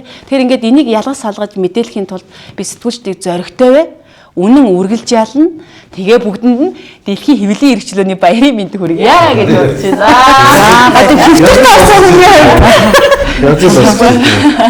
Тэр юуны хэвлэлийн эрхчлөө бол би одоо нэг хуульчгүй учраас факттай ярив. Сэтгүүлчийн мэргэжлийн үйл ажиллагаанд цаад учруулах гэдэг гэмт хэрэг маш олон жил эрүүгүүлд байсан. Маш олон жил эрүүгүүлд байсан. За жишээлбэл би өөрөө шүүхэд хүндэтгэлгүй хандах гэдэг Эдрийн ганц мамбал байсан. Тухайн үеийн захиргааны хуулийн заалт байсан байхгүй. Шүүхэд хүндэтгэлгүй хандах гэдэг. Тэгээ би нэг өмгөөлөгч хийж байгаад 461-т болсон хорлын үеэр нэг шүүгчтэй муудалцаад тэгээ би чинь 461-ээс хурал хаяад гарна гэсэн чинь намайг барьж яв гэж шүүгч маань орилоод би одоо баримттай мэрж байгаа. Тэгээ цагдаа нар намайг ингэж 4 мөчөөс дамжилт шүүх танхимд орж суулгаад өмгөөлөгч штэ би. Тэгээ дарж ягаад намайг ингэж шүүх хурал юм гэхээр би орилсоор байдал Умааны хамт байсан нэг настай өмгөөлөгчийн маань би даралтанд нэвтлөө гэдэг ашгүй нийгэм хурал завсарлаад тэгэнгүүт тухайн Ухны орлоо би даралт нь хөдлөхөөр ашгүй нийгэм чаашаа зүгээр. Намайг шүүхэд хүндэтгэлгүй хандсан гэдэг ийм хуулийн заалтаар 14 хоног хорж исэн байхгүй. Энэ яг тэр заалтаар шийдэгдсэн Монголын анхны өмгөөлөгч би 14 хоног орчихсон. Яг тэр заалтаар юу гэж орилсан? Би одоо тэгээд нөгөө юуг нь хэлчихгүй шүүх хуралдаа ингэчихгүй та нар ингээд зориуд дээр ялж байна. Энэ 7 сарын 1-ний эрэг та нар улс төрийн захиалга даалгавар биелүүлж байна. Тэгээд 461-ийн гадаа энэний цаана ерөнхийлөгч элбэгдэрж байгаа гэж бодож байна гэдэг ингээд хэвлэл урал хийчихгүй юу. Ингээ буруудаад тэр үеч одоо хаана одоо элбэгдэрж гэж хөө юм чинь одоо тэгэл буруудаал ингээл ачигдаал явж исэн баг. Яг үүн шиг би нэг удаа хэрэглэгдсэн биш над дээр. Гэтэл тэр сэтгүүлчийн мэргэжлийн үйл ажиллагаанд цаад учруулах гэдэг гэмт хэрэгээр нэг ч удаа хэрэг бүртгэлд мөрдөн байцаалт шүүх хурал болоогүй. Тийм зүйл залт байд юм уу? Байсан. Одоо ингээд намайг анх сэтгүүлч болоод ингэж яхад би хөгшин хүмүүстэй нөгөө нэг баг болж ажилладаг гэсэн болохоор сэтгүүлчийн мэргэжлийн үйл ажиллагаанд халдаад байна шүү. Тэгж аал мэдээгээ авдаг ажиллаа гэдэг юм гоё байсан чи. Энд чи тэгээд Гэхдээ тэр тэгтээ тэр нөгөө ийм тунхагийн шинжтэй багш. Одоо манай хэвлэлийн эрхчлөөний тухай тэр юм яаж хэлэхэд чи бас хууль байсан. тийм болоод байхгүй байсан. Сэтгүүлчийн мэргэжлийн үйл ажиллагаанд цаад учруулах гэж байгаа байхгүй. За тэгэхээр чинь юу гарч ирэх вэ? Сэтгүүлчийн мэргэжлийн үйл ажиллагаа гэж юу вэ гэдэг юм гарнаа да. Тэ? За тэгэнгүүт сэтгүүлч хүн энэ инфлюенсер хүнээс юугаар ялгаатай. Сэтгүүлч дотор одоо нэг юм фрилансер гэж хүмүүс биш үү? Өөрсдөө редакц болчихдог хүмүүс биш үү? Энээс яг мэргэжлийн сэтгүүлчийн үйл ажиллагаа явуулж байгаа хүн юугаар ялгаатай гэдэг ийм асуудал гарч ирнэ дээ. Тэгэхээр яг сэтгүүлчийн мэргэжлийн үйл ажиллагааны хувьд хэвлэлийн эрх чөлөөний асуудал жилээр өгсөн муудж гин гэж би бол тэтгэлтэйгээр хэлж чадна. Статистикуудаар. За одоо юу болж байна гэдэг. За энэ олон улсын гарч байгаа индексүүд бол нэг хэрэг. За тэгэнгүүт одоо энэ сошиал медиа болон сэтгүүл зүй хоёрын чинь ялгаа нь бид нар бол сэтгүүл зүйг хариуцлагатай гэж итгээд би хүртэл сайд багтаа тэр хуулиар сэтгүүлчийн мэргэжлийн үйл ажиллагаа гэж энийг хэлнэ. Ингээд нэг худал мэдээлэл 13 14-өөс ч яахгүй их сурвалжаа нууцлах хэрэгтэй гэдэг ийм нууд оруулаа яваад байгаа чинь хэвлэл мэдээллийн салбар өөрөө хариуцлагатай байж явах ёстой. Тэгэхээр энэ хариуцлага та нараас хариуцлага нэхэхийн тулд үйл ажиллагааны чинь эрх зүйн орчин хамгаалтыг хийж их ёстой үстэй.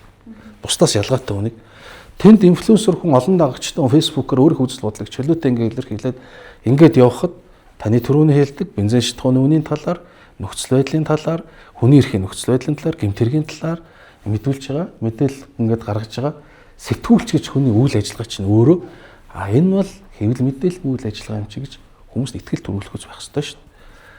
Энд нь хөндлөнгөөс очруулж байгаа төрийн хүч нөлөөлөл дарамт бага байх ёстой. Харамсалтай нь өнөөдөр зөвхөн хүч хэрэгслэр биш. Тэр эрүүгийн хэрэг мөрдөж байцах дуутахаар биш. Нөгөө талаар төрөөс санхүүгийн маш хэлбэрээр сэтгүүл зүйн мэргэжлийн үйл ажиллагаанд оролцож байгаа. Та хэд мэдж байгаа. Одоо манай улс төрчид ингээд их том өндөр үнийн дүнтэй гэрээнүүд, тороол айрам, тороол фарм тий өөрсдөө өстө мундаг шүү, сайхан гişүү мэн гэж доорн бичдэг хүмүүс энэ төр тий. Тэр зарим нь нэг андуураад бичсэн. Өөр андуураад нөгөө пэйжээр өөр дээрээ коммент хийсэн. Өөр дээр коммент бичсэн. Нөгөө хөтөлдөг туслах зөвлөхүүд нь нөгөө аккаунт андуураад ёстой мундаг хүн шүү, харж хайрлж явдаг шүүгээ бичсэн энэ төр тохиолдлууд байна шүү дээ тий. А гэтэл энэ юм чи юугаар юм мөнгөө шүү дээ. Тэнд нэг хүний талаар огт мэдэхгүй хүнийхээ талаар юм бичээд дайсны ногч хожих хувхаа гэдэг доор нь үн төлбөргүй бичээ суухгүй үстэй. Мөнгө санхүүжилтийн асуудал. Төрийн өмчт компаниас айгүй өндөр цалинтай мэргэжлийн нэг тий. Тэгээд энэ төрийн өмчт компаниудаас яригдж байгаа одоо сүүлдээ ингэж яригддаг болж шít. Хэвлэл тэтэн дээр юм төгрөг гарсан марсан гэдэг. Одоо бодвол та хэд авд юм шиг байна тий. Би аваа байлгүй одоо нүүрсний машинтайгаар би байгаа гэдэг одоо сүүлд нэг 100 юу лээ тэр юу лээ 20 сая доллар оюутлага гээд одоо энэ баг сая надад ирээ байлгүй л гэж бодоод байсан шүү дээ. Тэгэхээр одоо ингэ саяхан ингээд би нөгөө яриагаа нэгтгэхээр сэтгүүлчийн мэргэжлийн үйл ажиллагааны хамгаалалт. Сэтгүүлчийн мэргэжлийн үйл ажиллагааны хамгаалалт. Сэтгүүлч зүй одоо өөрөө хэвлэл өөрөө үйл ажиллагааны эрх зүйн орчныг боловсронгойлох асуудал. Санхүүжилттэй ил тод байдлын асуудал гэсэн гурван үндсэн зүйл бол манай хэвлэлийн эрх чөлөөг одоо сайн байх юм сайжрах энэ юмд нөлөөлж байна. Мэдээж улс төрийн нөлөө бол байна. Дарамтлагдаг яадаг, ярьдаг, хувилддаг. За тэг хоёр тал талцгаараа ингээд өөрийн хүний тал ингээд ялгаж байгаад хоёр талаасаа зодтолж бодолдог юмнууд бол байна. Тэгэхээр бид бол харамсалтай уг нь бол би чинь нэг юм хэдий сөрөг хүчний гишүүнч гэсэн ингээд нэг зовлон бэрхшээл тоочоод авах биш. Зүтэй болохгүй шүү. Нэр яасан хэцүү юм бэ гэдэг нэг ингээд суугаад авах юм их өстой шүү дээ. Тэгээд хууль зүйн даргын сайдаар ажиллаж байхдаа урд нь 3 удаа буцаж исэн хуулийн төслийг өргөн барьчаад хэлц хэсгийг дэмжүүлчихэд тэгээд харамсалтай нь одоо 2025 оны 1-р сарын 24-ний өдөр байсан санаж байна. Өргөн барьснаас хойш одоо ингээд 5 сар хэлцүүлж чадахгүй сууж гал хүн байна. Би нэг юм хэлчихв. Өнөөдөр хэлчмээс оргиод болдгоо. Хэлчихв. Би одоо таныг балтаа ичж байгаа гэж бодох юм. Энэ одоо өстэй гайтай хүүхэн бэ энэ одоо янз янз юм хажууд яриад одоо энэ намайг яриулсан гэхэд л гэж бодоо сууж байгаа бах те. Би зүгээр мөрөөдлөө хэлчихье гэж бодож байна. Хүний намайг хоригдож байгаад хүний эрхийн үндэсний комиссаас ирж их ажилтдаг байсан. Тэгээ намайг чи өглөө 9 цагаас бүр шөнийн 21 цаг хүртэл байцааж мэдүүлэг аваад огт холбогдлогүй юм дээр ингээд 20 гаруй хэрэг мэрэг нээгээд яг үнэндээ миний өвдгийг чичрүүлсэн шүү дээ. Чи 20 жилийн хорих ялтай 3 зүйл анги дээр мэдүүлэг өгөөл хэлгээр чи юм болио ээж аваад болт юм билээ шүү дээ. Тэр цэргийн илзүүлгийг чинь хорлон сүйтгэх ажиллагаанд гэдэг зүйл анги харсан чи 20 хорлон сүйтгэх ажиллагаанд бэлтгэсэн гэдэг зүйл ингээ намайг шалгасан шүү дээ. Мэдүүлэг авсан шүү дээ. Тэг ингээл 20 жилийн хорих ялтай 3 өөр зүйл анги дээр ингээл мэдүүлэг өгөхөөр хүн ер нь бол үнэл цэцэг байцаалт гэл тэгэхээр ер нь өвдөг чичирт юм л. Тэгээ би яг эндээс яг тэгээ хүний хүнсний комиссыг хэлдэг байхгүй юу? Ирээд уулзаач гэх намайг хэлээд хэлдэг. Манай хүний хүнсний комисснэр үнэхээр юм бүр манай сэтгүүл зүйн салбарын зүгээр нэг оюутан зүгээр нэг мэдээ өвчтэй сэтгүүлчээс сулхан дуутай. Тэгээ айгуу том бүтцтэй татрын мөнгө тийшээс үнэхээр урсдаг цаас үйлдвэрлэдэг. Хинч тоодгүй тэр цаас юм. Тэгээ би мөрөөдөл маань тэгээд манай хүний эрхийн үндэсний комиссаас хүрхэн амьд миний шүүх хуралд ороод өгөөч. Би ч одоо ямар ч өмгөөлөгч шүүгдсэн шүү дээ. Адгийн муу алуурч давд өрж гээд нөхөр одоо энэ шүүх хурлыг харж штэ. Одоо ард түмэн харах байх 5 сарын 1-нд шүүгдэнтэй. Айлын охины алаач хамдаанд хийсэн алуурчинд улс өмгөөлөгч гаргаад өгсөн штэ. 2 хүн янаас хүмүүс хэрцгий. Тэгээ би одоо тэрнээс дор үлдсэн. Нэг ч өмгөөлөгчгүй 2 өдөр шүүгдсэн штэ. Тэгээд яг өнөр хүмүүсийн комисс чи яг хүн болохоор тийч хүн очиод байгаа байхгүй наа тий. Тэгэхээр тэр нэг зүрх сэтгэл нөө. Тий гараа найж гэдэг шиг хүн ирээд байгаа байхгүй. Тэр чи өөрөө юмжаад миний өсөл байд чи хэцүү юм чи тэгээд өөрөө юмжаад намайг инглээ тэглээгээд. Манай өнөр хүмүүсийн комисснэр үнэхээр энэ нөгөө улс төрчдийн улсын хурлын цалин юу пүнлээ авдаг газраас үнэхээр энэ нам хинээсэж айдгийг. Үнэхээр аимхай. Бүр зүгээр нэг тэгээд том байш чи хайрна штэ тий. Тэгээд надад нэг яг нөгөө бараа найчгүй гэдэг шиг 2-3 өрсөд эцэс надад өөрснөө хийж чадах юм л хийж өгсөн. Хүний их хамгаалагч гэдэг юм уу? Намайг хараад ингэ барьж байгаа өргөжүүлсэн. Би ч хүний их хамгаалагч хүн шүү дээ. Тэгээд би тэрнээс тийм мэрэгжлийн хувьд одоо сэтгүүлч гэдэг хэр хүний эрх хамгаалагч гэдэг. Би ч хүний эрх хамгаалагч сэтгүүлч гэдэг хоёр шүүгдэгч хүн болчихж байгаа байхгүй. Тэгэхээр нөгөө өөрхийн хүний эрх хамгаалагч гэхээр бас нэг хууль нарийн зүйл нь одоо юу гэдэг яриа нэг өөр байх хэрэгтэй юм. Тэгэхээр хууль тийм ээ хүний эрх хамгаалагч нөгөө хууль гэдэг. Тэгээ хууль нь бүр албасныг тэгээд байгаа юм. Хүмүүрч хамгаалах Албаснаа хамгаалахгүй хуулинд байгаа хууль гэдэг. хэцүү байдлын дээшлэх юм байна тэгвэл тийм. Албаснаа статустай болгож байгаа. Ахаа. тийм Хараа гаагүй статус руу орох юм байна тийм. Тэгээ би чи хамгаалагч болчихоор бас нэг арай дээр болгүй гэж бодоод тийм хөөе тэгж бодож надад нэг тийм 3 ууц бич өгсөн юм шиг байна. Би байгаад би бичих. Тэгээ би бодсон. Би ер нь хүний үнцэн комиссын дагаад болсон юм. Гэдэг мөрөөдөлтэй болсон ш. Энэ хуульчид хараад энэ муу одоо яасан тоогоо юм бэ гэж. Яг л миний хийж чадах ажил юм шиг санагдаад байгаа. Хүмүүс яг одоо ингээл чи ингээд сэтгүүлч мэтгүүлчээр тэгээ яг энэ миний карьер тулчлаа л би одоо яах юм тий. Одоо зэрэг хамгийн одоо өчигдөр MMCG судалгаа нэг нь юуны судалгаа гэлээ бүр тасарсан байгаа байхгүй үзэл нөгөө хандлт мандалт үнэхээр одоо гайхалтай гэж одоо өөрийгөө адгийн тэмдэг өөрийгөө магтана гэж. Гэхдээ миний ард талд 20 хүн ажиллаж байгаа бас энэ хамт олонны урам ингээд максимум судалгаа өчигдөрхөн дээр харж байгаа. Үнэхээр тасарсан одоо би ингээд тулцсан. Одоо миний дараагийн одоо карьер гэх юм уу юу гэхээр би хүний эрх хамгаалагч болчихвол би хуулийн хэлтийн байгууллагад ихэнх зөрчигдөд байгаа хүмүүсийн төлөө ярьж болж байна. Тэгээ зөндөө байгаа штэ хов нэгээрээ тий. Энэ төрийн байгууллагуудын одоо ядаж ажлын байран дээр дарга нарын бэлгийн дарамтанд дөртөд байгаа хүмүүсийн төлөө дуугарч болж байна.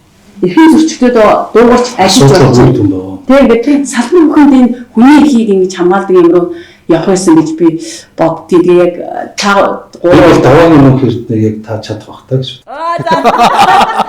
Бас ингэ өрсөлдөгч гаргаж ирээд байгаа маа хаашаа. За зүгээр хүний бодол шүү дээ. Тийм байна шүү дээ. Тэр ийм хүн ингэж зовлон үзсэн. Тэгээ нэг юм асуудлыг ойлгодог мэддэг юм хүмүүс тэнцээ тэгээд хүмүүс явчихдаг. Тийм. Тэгээд сэтгэлээрээ тийм ингээ болохгүй утгагүй хийлждэг. За бүр ингээ зарим нь орилж хэллээ, зарим нь даадгуугаа тийм энэ нэг хүүхдээ ингэчээ дараа энэ ингээд өөрөхгүй гэж нэг сэтгэлээсээ явдаг хүн тэр хүний эрхийн үндэсний комиссар очмоор. Тэр одоо төсөн өсвөн амар их л байна. Нэг талаасаа нөгөө хүний эрхийн комиссийн гишүүдийн нөгөө гаргаж байгаа даалгавар бэлэгдэх ёстой гэдэг нэг тийм журам байхгүй учраас гэж бодоод энэ шиг байдлаар амар дээр тийм хүний бүр сэтгэлээр онцлоо. Комиссаас юмыг сонсон чинь. Комиссаас бол гэхдээ нэг баахан даалгавар өгдөг штэ. Одоо ингээд очиод нэг юм дүгнэлт өгдөг. Тэгээ тэрээс болж шихээ юм аа тийм юу байдаг. Тэгээ одоо би юу сайн санаж байна. Бата гэж залуу намайг тэр 14 хоног хоригдчихад ирсэн. хүнээр бараа найчгүй бас ирсэн юм. Ирсэн өрхөө өдөр бата ирсэн. Тэгээ. За юу болов вэ? Тэгээ за юм болов. Болж л бас энэ чинь ингээд юм тэр чи яг юм кейс болоод эхлэнгүүд өмгөөлөгч ягаад хорчиг төрх ирж байгаа. Тийм та шүүхт. Тэгээ яг зүгээр одоо нөгөө юм мэрэгжлийн хуульчаад гэдэг юм уу ийм хүмүүс томилогдоод байдаг. Бидний тогтолцоогоо би бас тэгж боддгоо олон жил. Монгол улс шинжлэх ёстой хоёр газар байна гэж боддог. Би Монгол улсын үндсэн хуулийн цэцэг үндсэн хуулийн шүүх болгоод улс төрийн хамаарлыг багасгах хийсэн гэж боддог. Одоо энэ чинь дандаа улс төрчдөл очиж байгаа шүү дээ юм тийм. Та намаа эвсэл хүний нөлөөлөл бүх юм. Улс төртэй хүмүүс гэх юм уу да одоо юу. Тэгмэд үндсэн хуулийн үгс нь тийм юм аа. Улс төр таслал хууль зүйн өндөр мэргэжилтэй гэж боддог. Үндсэн хууль төр байдаг. Тэгэхээр тийм хүмүүс очиж ах шиг байдаг. Дээрээс нь комиссийг үсэг тийм юу байх гэсэн гэж боддог. хэм хэмжээг нь заагаад өгч чинь. Тэгээ дээрэс нь илүү хитвэтэй байгаасаа, илүү хүчтэй байгаасаа механизм хүчтэй болгочихсон. Хорон тооны бус гишүүн гэж байдаг юм болов уу? Хорон тооны бус гишүүн гэж байхгүй. Дүнсэн гишүүд байгаа. Тэгээ дээрэс нь хүний эрхийн танаа болгоод өгч шүү.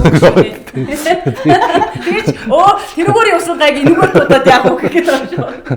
тэр комиссны жил болго хүний эрхчлэн илтгэл гаргадаг шүү дээ.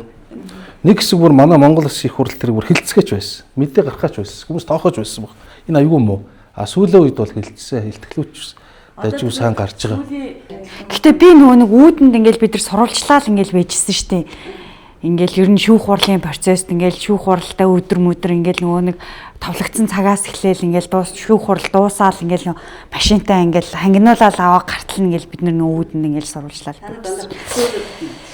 Хань тийм үү? Энэ яг тийм гоохоо. Тэр юу мотоо бол таард.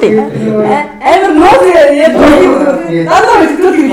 Гоо гараагүй тэд нар чи айгүй хурдан аваад явчихсан. Тийм нөө юу нэр Тэр чи ингээд хаагур гарсан шүү дээ. Тэгээ хамгийн ихнийх дээр тэгсэн. Тийм. Тэр одоо тэгэл тодорхой. Тэгээ надад яг тэр үед юу гэж бодогдсон бэ гэхээр өнрөө их чинь бүр илүү зөрөгтэй юм бэл. Бүр нэг юм.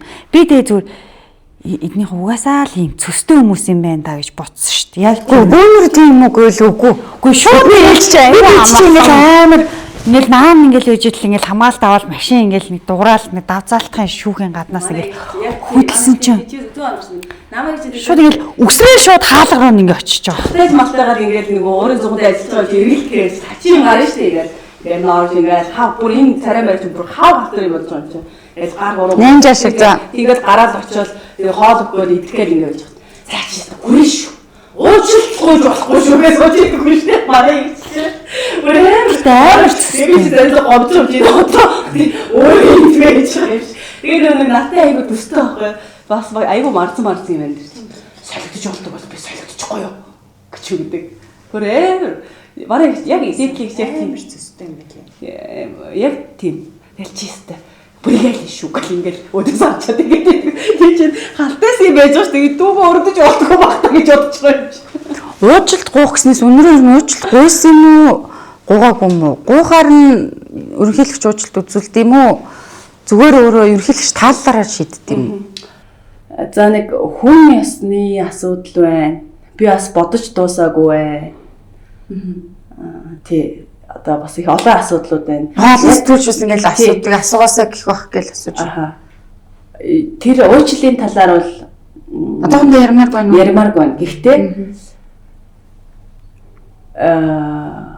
гарч ирчихэнгүүт чи уучлалынхаа бичгийг надад өгөөч гэдээсэн сэтгүүлч нарыг бол жоо ойлгоогүй. Чи ингээ ерөнхийлөгчөөс уучлалт хүссэн юм биш чи тэр нэг бичгээ надад банд бидэрт өгөөч гэ тэ. Тэгээд тэр ингээд ямар зорилгоор яагаад асуугаад байгааг бол ойлгоогүй. Нөгөө дүнгэж гарч мэдээ авахгүй хүмүүс үү? Тий уучлалынхаа нэг.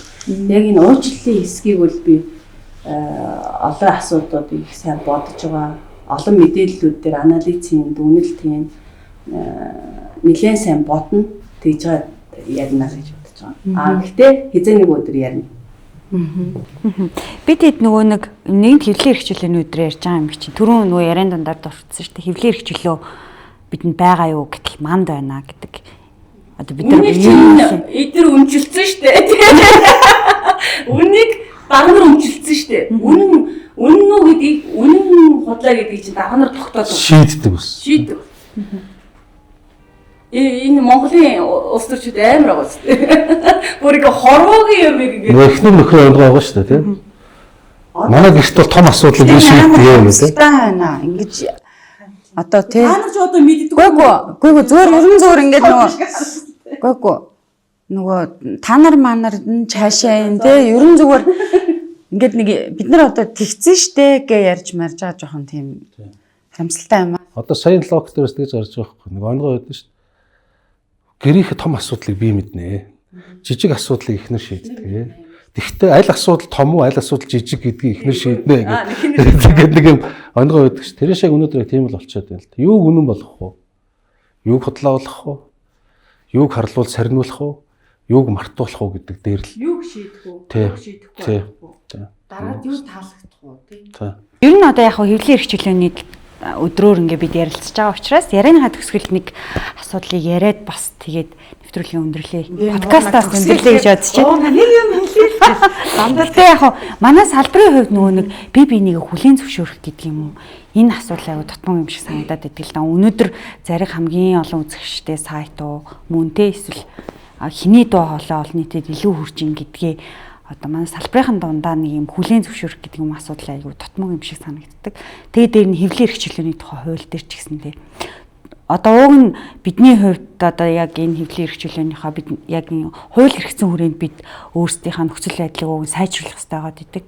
Манай хэвлэлийн эрхчлөөний хууль чинь 4 залттай хууль одоогоор байгаа шүү дээ. Тэгэхээр нөгөө нэг шинжлээд нөгөө өргөн барьсан одоо хууль нь бас ажлын хэсэг нь ч харахгүй ингээ явж байгаа энэ нөхцөл байдал бид нөгөө нэг юм бинийг хүлээн зөвшөөрөөд нэлдээд өөрсдийнхөө одоо ингээд асуудлыг хэрэгцсэн байдлаа ч гэсэн хууль хэрэгцсэн одоо байдлаа дээшлүүлэх хэрэгтэй юм болов уу гэж би бодоод байдаг байхгүй.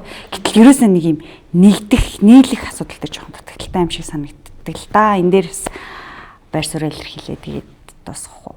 Ноднонгийн яг энэ өдрөөр энэ хэвлэлийн эрхчлөөний тухай хуулийн төслийг бид нар ярилцаа сууж эргэлт цэгмэний сэтгүүлч хөрлөгийн тэр тайзан дээр бид хоёр сууж хэлсэн үгийг санаж байна. Бидний өнгөрсөн хугацаанд эрүүгийн цагдаагийн албаас асар олон шалгалаа, эхнэрийн маань шалгалаа, намайг шалгалаа. Энэ бүх шалгалтын үзүүр үйл ажиллагаа юмнууд тийм ийм чиглэсэн ажиллагаанууд байсан юм а гэж тохиолж байгаа байхгүй. Түрүүний манай өнөрцөл шиг хэлдэг шиг зорилттой ажиллагаанууд хэн нэгэнд таалагдаагүй төлөө. Хэн нэгний хэлэх ёсгүй үннийг хэлсний төлөө. Хэн нэгнийг магадгүй илчилсэний төлөө тийм үйл ажиллагаанд хүртэж байгаа байхгүй. Тэгэхээр энэ болгонд аль ч салбарт нэг ялангуяа би одоо сая таны хэлсэн 100% дэмжиж байна. Би нэг хамгаалах гэж нэг зүйл байдаг. Аль ч юм гэж нэг ялангуяа үнний төлөө явдаг, хүний эрх шигний төлөө явдгаараа бол өмгөөлөгчийн мөрөгжил бас төстэй байхгүй. Тэгэхээр энэ болгон дээр одоо жишээнд нэгнийхээ эрх шгийг хөндөгдөхөд дугарч ийсэн, нэгдэж ийсэн, ягтарч ийсэн нэгдэл болгон би өөрөө мэрэгжлийн хувьд хэлэхэд манай өмгөөлөгчдийн хувьд бол ахиц дэвшил авчирч ийсэн. 7 дугаар сарын 1-ний хэрэггээ тэр олон залуучуудыг хамааргалж баривчилж яхад манай өмгөөлөгчөр нийлээд тэгж ярих юм бол бид нар нас шүүх хуралд ч орохгүй шүү гэж тухайд нийслэлийн өмгөөлөгчдийн зөвлөлөөс шаардлага тавьж эсэргүүц тэмцэж тэр хэрүүдэн шүлтийн үйл ажиллагаа өмгөөлөгчдөөгөө явагдах энэ нөхцөл бүрдэж ийсэн. Энэ шиг одоо би яг улс төрч хүм мөртлөө одоо та нар өөрсдөөсөө одоо шудраг шиг илүү ил тод байхыг, илүү сайн сайхан байхыг шаардлага үүрэгтэй ухамсарлаж байна л да. Тэгэхдээ бас яг энэ хэвлэлийн эрхчлөөний өдрөөр таны хэлсэн саналыг бүрэн дэмжиж манай сэтгүүлчид мэрэгжлийн үйл ажиллагааныхаа нэр хүндийг өндөр төргөөд энэ хүрээх хязгаарыг үндсэн үйл заасан үзэл бодлоо илэрхийлэх эрхчлөөг хамгийн мэрэгжлийн илэрхийлж байгаа хэлбэрийн эзэд болохын хувьд энэ нэрхээ хамгаалахдаа тууштай байгаасаа гэж бодож байна. Нэг юм нэр нь дондор насууч нөгөө өөрөө нөгөө хоригдоод явахдаа нэг бичсэн байсан эрхчлөө үнэтэйгээ одоо тэр бичгч чинь байгаа юу? Бага. Тэр юун дээр бичсэн байсан? Хан дээр. Хан дээр үү? Магадгүй тэр бичээстэй музейд тавигдах бах. Ер нь энэ одоо Монголын түүхнээс энэ эрхчлөөний одоо энэ тэмцлийн тод томруу жишээнүүд байгаа шүү дээ. Хэзээ нэгэн цагт бид эрхчлөөний музейтэй болох бах. Эрхчлөөний төлөө тэмцэгчдийн бүр одоо өнгөрсөн зуунаас ард аюушаас эхлээд хожимоо явсан одоо тэр хэнийг лохооз бач юм уу те эрдэнэ очрынч гэдэг юм уу тэгээ хожимын түүхүүдийн эрхчлөөний төлөө тэмцэж золиос гаргасан хүмүүсийн бид нар нэг эрхчлөөний музейтэй болох бах те тэр үед тэр танхимд зүй ёсоор сэтгүүлчид өөрсдөө бид үүнийг бүтээсэн гэдэг тийм бахархалтай тэр түүхтэй байхын тулд бүгдээр хичээж ажилласаа гэж ерөөхдөө. За тэр нөгөө хэрэгчлөө үнэтэй гэдэг тухайн дээр бичээ зогсож исэн. Тэгэж 2023 оны 12 дугаар сарын 4-нд цагдаа намайг одоо авч явхаас өмнөх 2 минутанд те бичээ зогсож исэн. Тэгэж бичээ зогсож явахдаа эрхчлөө аавын маань үнэтэй байна гэж бол санаагүй. эрхчлөөг үнэтэй байна л гэж бодсон. Гэтэл бүр үнэтэй гэж хэлэх багтахаар тийм үнийг бол эрхчлөөнд төлсөн. Жоо харамсалтай. За баярлалаа тэр хизээ нэгэн цагт мэзээ болно гэд та хэлсэнд миний бас мөрөөдөл тэр магадгүй цаг хугацаа хувь тавилан эрүүл тэр жижигхэн одоо офисынхаа байрыг зээлнээсээ гаргаад авцсан байх юм бол тухайд яг юу болж исэн бэ гэдэг хоригдож явахдаа бичижсэн тэмдэглэлийн дэвтрээ үзгээ балаа бүх юма тэгээ тэнцээ байлгана тэгээ багч гисэн хүмүүс ирж үзэж байгаагаасаа гэж би боддог. Яг юу тулж исэн яаж исэн магадгүй ном сонин кино гэд явах гэж боддог. Салбарынхаа маань ив нэгдэлгүй байсан юм а нэг хэсэг. Одоо бол арай жоохон өөр болсон шүү. Намайг хоригдоход манай салбарынхан хүчтэй дуу хоолой ойлгож чадчихсан. Бүгд. Тэрэн дээр би бүр онцгойлоод энэ салбарт ажиллаж байгаа сэтгүүл зүйн салбарынхаа зураглаач нар, жолооч нар, найруулагч нар, эфирийн найруулагч нар, эвлүүлэгч нар, сэтгүүлч нар, найзуудаа, энэ хэвлэл мэдээллийн байгууллагын захирлуудаа бүгдэнд нь та бүхэндээ чин сэтгэлээсээ талархъя. Манай гэр бүлийг өөрийн гэр бүл юм шиг хайрлаж, зарим нь манай авийг замын хажуу зогсож явахад нь машиндаа суулгаад хүүлээд танаа охин чи ингэдэг сайхан ярьж өгöd бүр цаашлаад хоол идэхүү та гэд ингэж ийсэн миний салбарынхаа манай сэтгүүл зүйн салбарынхаа миний асуудал дээр нэгцэнд би маш их талархаж явдаг. Тэгээд ер нь хэлэх мөч тохиож байгаагүй юм байна. Энэ хэвлэл хэрэгжлөөний баярын өдрөөр энд ирж хэлэх гээдэж тэгээд танай сайтын хамт олноор дамжуулаад хэлье. Та хоёроор дамжуулаад хэлье. Маш их талархаж явдаг шүү. Тэгээ ер нь эв нэгдлийг бид өөрснөө түүчээлэх ёстой гэж боддог. Зүгээр л бүгдээ эвтэй баялдаа гэж ярих биш. Түүчээлэх, өөрснөө үйлдэл хийх, эвтэй байхын төлөө таагүй сэтгэлдээ нэгэнтэйгээ нэг өдөр дуудаад уулзчихдаг байхыг. Нийлээд нэгдээд улс орныхоо том эрх ашигыг харсан хилцүүлэг нэвтрүүлгүүдийг хийчдэг байх. Энэ үднээсэж би өнгөрсөн хугацаанд Хөгжлийн банкны өрийг өөрөөр нь төлөвлөе гэдэг сэтгүүлч Лада Самбуу бид хоёр бол таарамжгүй хоёр байсан. Тэгээд нийлээд нэг зүгийн төлөө явж болдгиймаа гэдгийг би үйлдэлээр харуулахыг хичээсэн. Түүнээс би ганцаараа хөтлөж чадсан шүү дээ, тий. Лада Самбуугаа оройд маш үр дүнтэй хилцүүлэг хийжсэн, далаацтай том болж исэн. За арт талд нь ТV-с телевизийн сэтгүүлч Батүлгийгээ оройд ахаад өгөх ам алгаа одоо зоогс гэд цэргийн албаны томоохон хилцүүлгийг хийжсэн. Энэ маань би нэг тийм эрэгтэй үнтэй ингээл хорших гээд ч юм уу те. Ингээд байгаа эсвэл хүч нэмэх гээд байгаа ч юм уу. Тэ нэг ийм санаанаас бол үүдээгүй. Би энэ салбараа нэгдэж нийлээд ийм томоохон юм хийж болдог юм шүү гэдгийг дүүнартаа салбарынхаа хагч нарт найзуудтай ингээ харуулахыг зорж ийм одоо хамтарсан хилцүүлгүүдийг хийжсэн. За сүүлдээ одоо манай 10 сайтынхан нийлээд AV-ийг контентыг хийж байна. Энийг магадгүй ингээд хандлтаараа, редакцийнхаа бүтэц бүрэлдэхүүнээрээ, үзэгчлэлтээрээ оршин тогтнож байгаа байдлаараа ингээд төстэй ижил нэг хэсэгт байгаа юм редакцуудыг нэгтгээд тэгээ ялангуяа хүүхнүүд голдуу манай эрхлэгч нар те нийлээд ингээд AV гэдэг контентыг те хийсэн. Тэгээ ингээд миний хувьд бол ингээд чадах ятгаараа ингээд энэ эвтэй байх энэ манлайллыг үзүүлнэ гэж боддог. Энэ хүрээндээ ч гэсэн цаашаа бас олон их төлөвлөсөн ажлууд байгаа. Тэгээ бүгдээрээ үйлдэл бүхнээрээ бүгдээрээ эвтэй байя гэж ярих биш. Хүн бүхэн эвтэй байхын төлөө багч гэсэн ингээ үйлдэлүүд гараад ирэх юм бол тэр маань ингээ нийлээд монголчууд эвтэй байхтай хүчтэй гэдэг шиг сэтгүүл зүйн салбарынхан бид олон ургалж үзлийг дэмжин. Тэрийг хамгийн сайн ойлгодог хүмүүс шүү дээ. Хин ч өөрөө бодолтой гэж болно. Харин үнд зүйл дээрээ зарчим дээрээ зогсож чадах юм бол энэ улс оронд уул уурхаагаас олох ашиг орлогоос илүү маш их хэмжээний хөрөнгө оруулалтыг маш их хэмжээний үр дүнг өгөх хэмжээний ийм том салбараа гэж бол би бодож явдгийн. Тийм учраас бид өөрөө шудраг үнэний төлөө, зарчмынхаа төлөө, Монголын ардчлалын төлөө, парламентын засаглалын төлөө эвтэй, найртай нэгээ хүлцдэг ийм байхыг бол зөвшөөрж байна. За тэгээ бас өнгөрсөн хугацаанд салбарынхныгаа бас элдв үгээр гомдоож тэгээ бохимдуулж байсан бол бас энэ завшааныг ашиглаад уучлаарай гэж хэлмээр байна. За тэгээ баярлалаа. За би одоо тэгэл одоо юу асуусныг баг мартчихж та хоёрын яриг сонсороо. За гайгүй болж чадуу. Тийм яг би бол сэтгүүл зүйн салбартаа нэг хэдэн жил ажиллахгүй байж байгаа буцаад ирсэн болохоор яг салбарынхаа нэг хэсэг гаднаас нь жоохон харж үзсэн. Тэгэл яг гаднаас нь харахаар манайхан заримдаа бас жоохон гэж бодмоор тий нэг бас нэг жоохон салбарынхнаас жоохон гэж ингэж одоо юу гэдэг нэг санаа зовмоор тийм үеуд бас гараад идэв. Өдөрсөн муучлаарай. Яг зүгээр нэ за.